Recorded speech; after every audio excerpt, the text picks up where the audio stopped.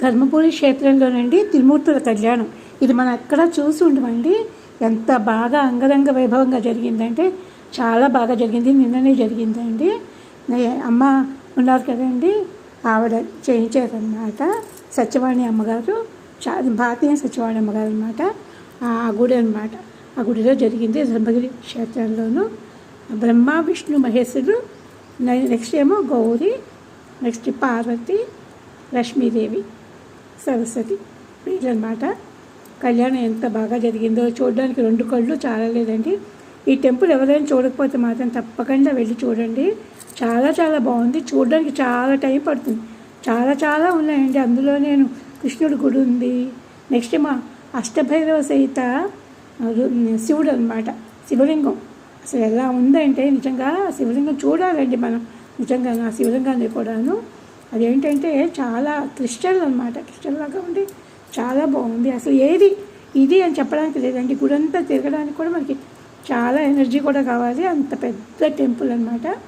ఇక్కడే మదీనాగూడలో ఉంది. నెట్లో కొడితే వచ్చేస్తుందండి.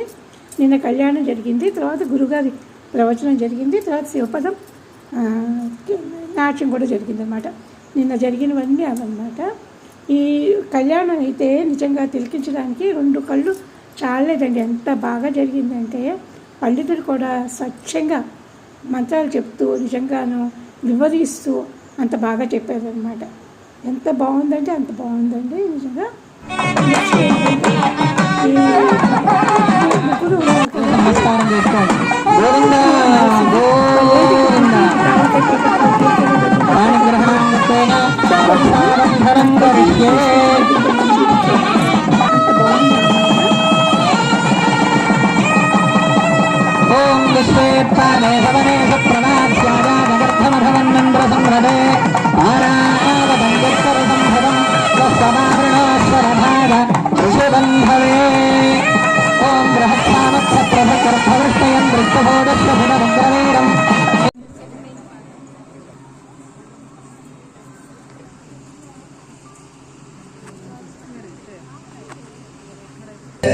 हर हर शंकर जय जय शंकर, हर हर शंकर जय जय शंकर, जय जय शंकर, हर हर शंकर जय जय शंकर.